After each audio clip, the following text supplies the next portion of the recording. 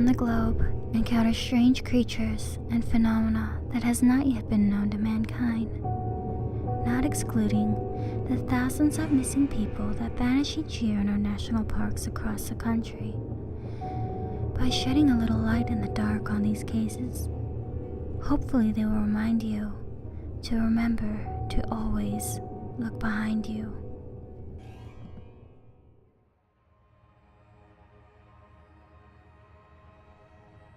Led by Cam Hale and Kyle Filson, the Expanded Perspectives podcast channel on YouTube is a very popular channel that's dedicated to exploring cryptozoology, UFOs, and the paranormal and all things bizarre. In one such podcast, the two talk about a few people who have had strange experiences with owl sightings and alien activity. In 2009, a man named Mike Cleland, who has a long-standing interaction with abductees and has even been abducted himself, went to a conference in Laughlin, Nevada, to an abductee support group, and one strange man stood out from the rest. He sat there silently, not saying a word for a lengthy time, that they were all there, until the very end of the conference. He raised his hand up and said, "Has anyone here had any experiences with owls?" Everyone in the entire room had raised their hand. Then the man began to tell his story.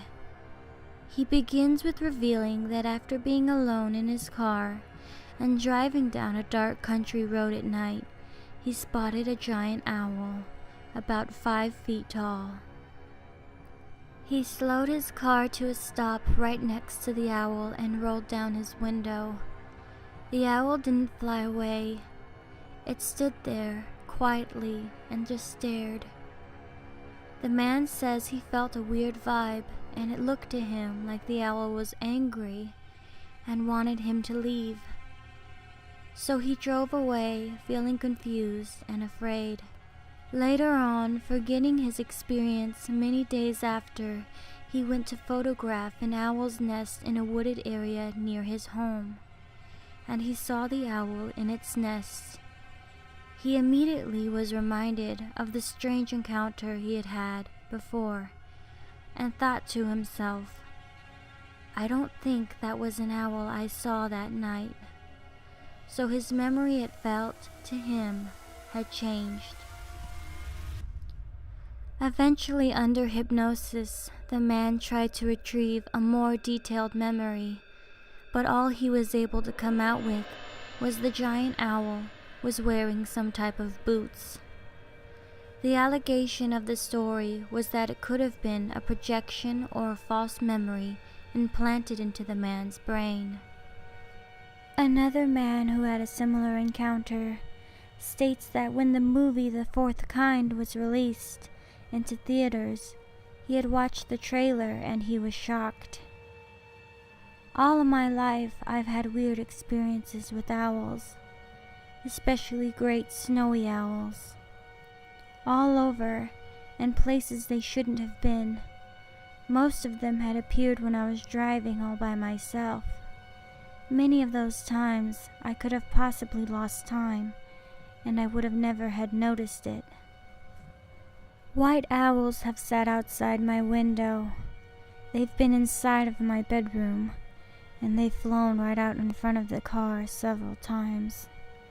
Each one has been impossibly huge. I've told people about it, and the only thing that they didn't believe was that I had seen them in such weird areas, and that every time I encountered one, I was always alone. The owls made me feel very, very afraid. When I saw the trailer to The Fourth Kind, I had become extremely frightened, but I was also intrigued. Downloading the movie, I sat and watched it all by myself. Huge mistake, because I didn't sleep that night, or the next night either. Becoming a mess over the next couple of weeks. I was afraid. Owl sightings are often connected to alien abductions, later or in the witness's life. So is the owl really there? Is it a false memory? Or are they used as cameras or surveillance for the Greys to watch us at night while we sleep? Next time you see an owl out your window, maybe this time you'll close the curtains.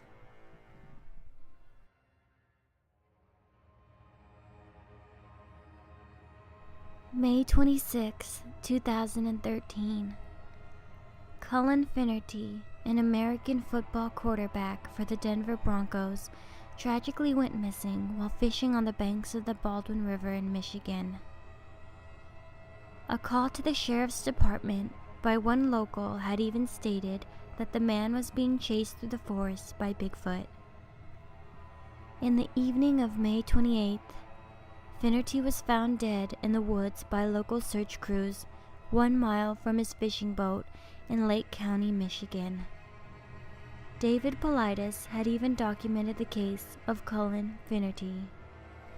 Back in December of 2011, he had been in Detroit with some coworkers when he had phoned his brother Tim, claiming he was being followed.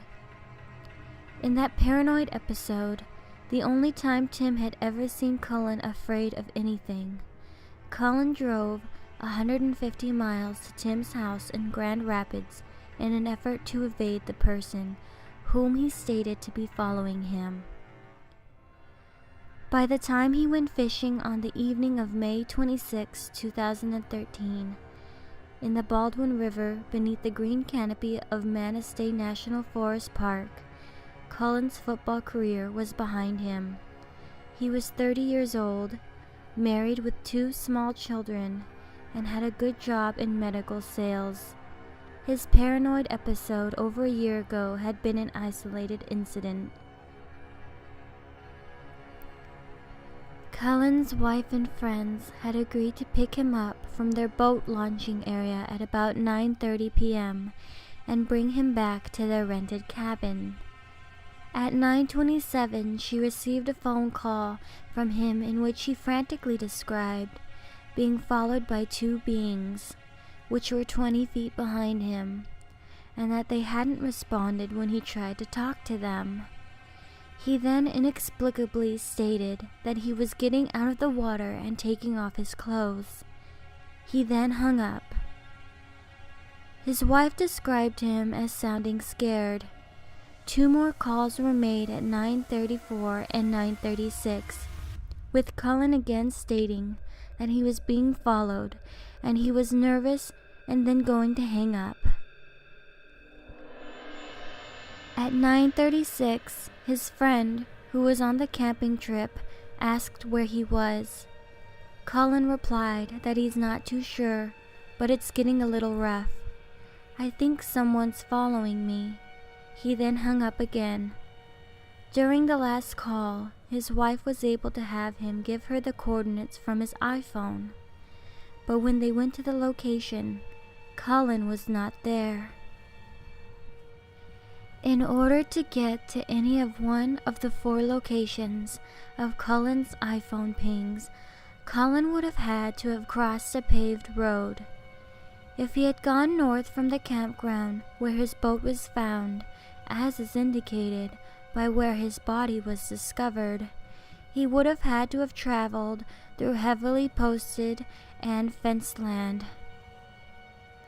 Found face down and dead in a thickly wooded area less than 48 hours after and not far from where he seemingly disappeared into thin air. His waders were twisted and a trickle of blood ran down his nose. An autopsy was done the next day, determined that he had a slightly enlarged heart and slightly cloudy lungs, but no trauma to the body at all.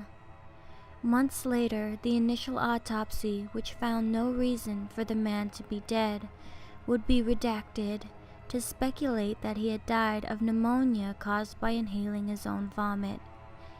In combination with a half a dozen other absurdities, the case was closed, just like 1,000 other cases like it have been closed before.